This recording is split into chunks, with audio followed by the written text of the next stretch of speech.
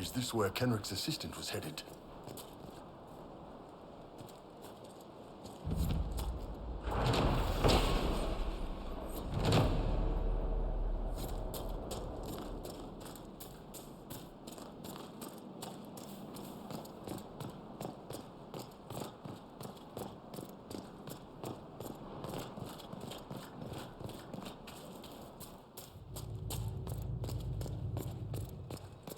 Inquisitor?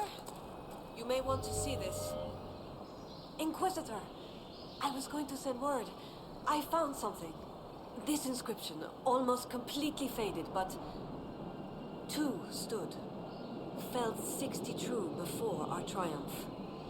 A breath in the hunt, and let rest the lowlanders, worthy of the lady's care. The markings and surrounding artifacts date to Ameridan's time. The references and scripts suggest Avar. What's your theory? I need to complete a full survey and have Professor Kenrick evaluate the site himself. But this may be a tribute to Heron and Orina, Inquisitor Ameridan's companions.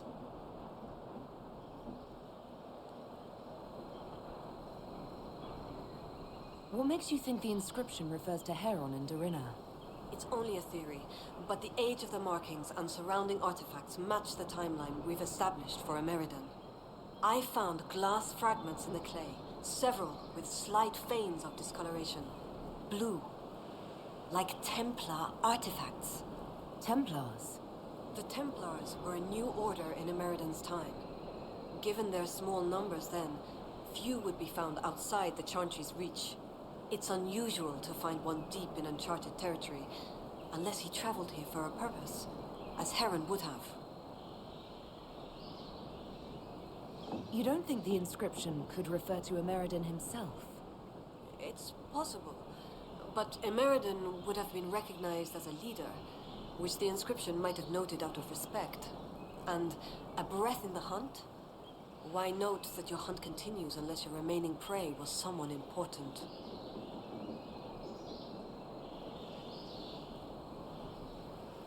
What happened here? An encounter with ancient Avar, and not a friendly one. Ameridan and his companions were outnumbered in an unfamiliar place. If Ameridan's not here, perhaps someone bought him the time needed to keep going?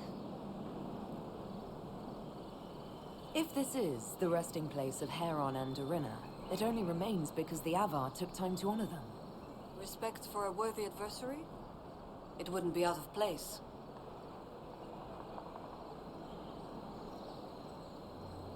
What can you tell me about Orina? Orina was an alchemist in Orzammar.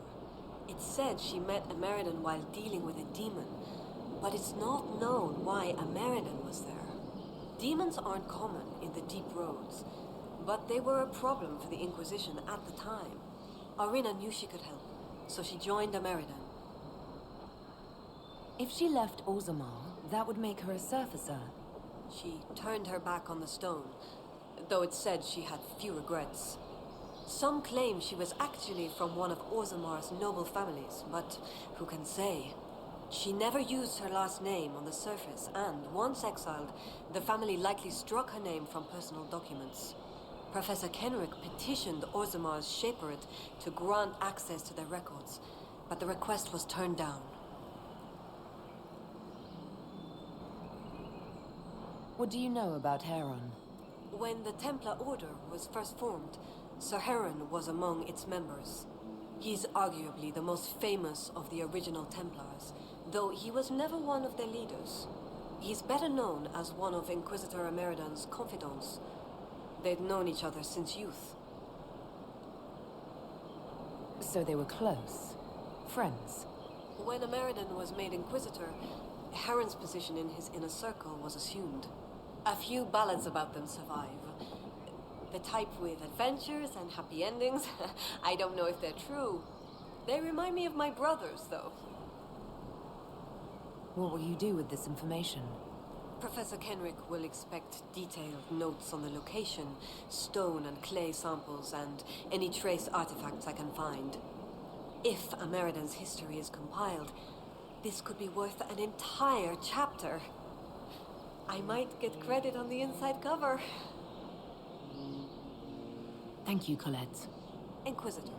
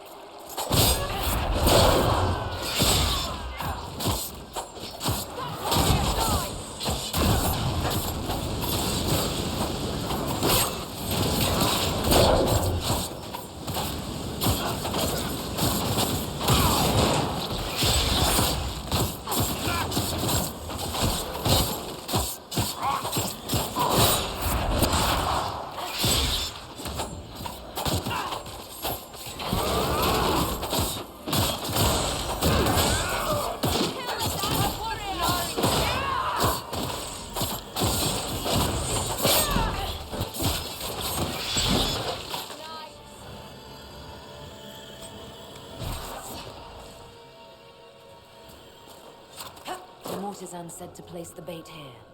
We need to find a good spot.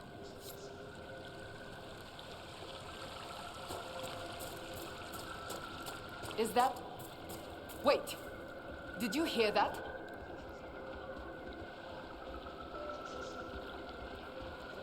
That can't be a bogfisher. It's a bogfisher?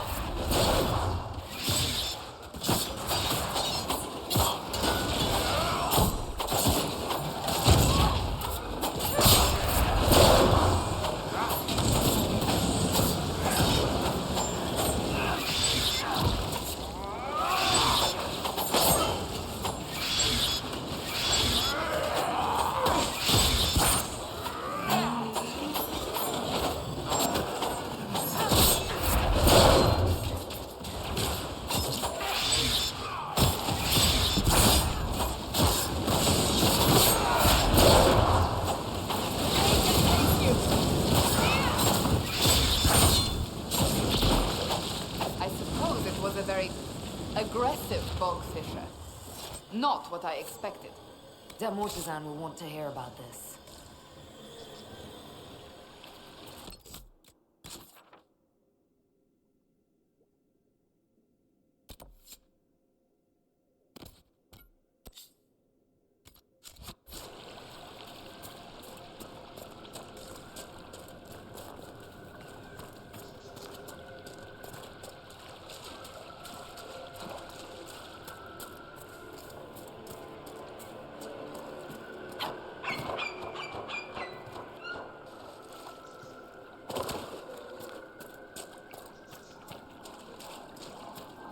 Barbwood, a parasitic tree that grows through the body of its host. Useful in alchemy, makes terrible furniture. What's so terrible about it? Barbwood doesn't die, it goes dormant. Spill one drop of water on it and it sprouts, and infests your other furniture. I knew a comte in Montsimard who had it take over his dining room. The Circle cleared the infestation free of charge.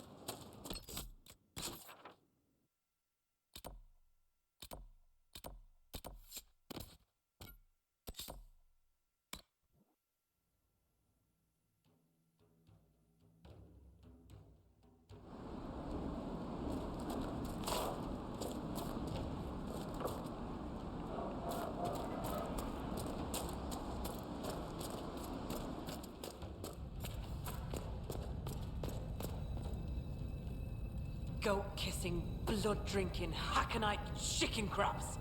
Thank you, Inquisitor. Storvacker has returned. My hunters saw what you and she did to the Hakonites who held her. In trapping Storvacker, the jaws of Hakon broke their peace oath with Stonebear Hold. Our blades are yours. I assume your bear is all right after whatever they were going to do to her. She is fine. As for what they were going to do, my hunters brought items back from where they held Storvacker. I know what they intended. It is not something you will like. Something few Avar would tell Lowlanders. But you must hear it. The jaws of Hakon sought to bind their god in mortal form and bring war to the Lowlands. They wanted to send a god to destroy us. Could they wait until I'm done with the current god who wants to destroy us? You are right to worry. This battle is not yet won. Though you have given them pause, they will try again. Ages ago, the old jaws of Hakon did the same. They brought their god to life to destroy the Lowlands. Their foolishness lost Hakon to all Avar. Now they would free him and begin again. Based on what we know, what must we do to stop the jaws of Hakon? Their hold is an old lowland fort. It is shielded by a great wall of ice. Magic even the Hakonites do not know.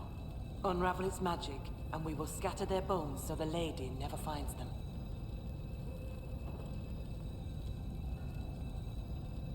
We still need a way to melt the wall of ice around the Hakonites' fortress. Do you have any ideas? No. It is Lowlander magic and nothing to do with us. Our spirit talkers are useless as battle goats. The Hakonites must have found the magic in the old fortress. Speak to your people. Perhaps they will know more. I will speak with you later. Walk with the lady's blessing.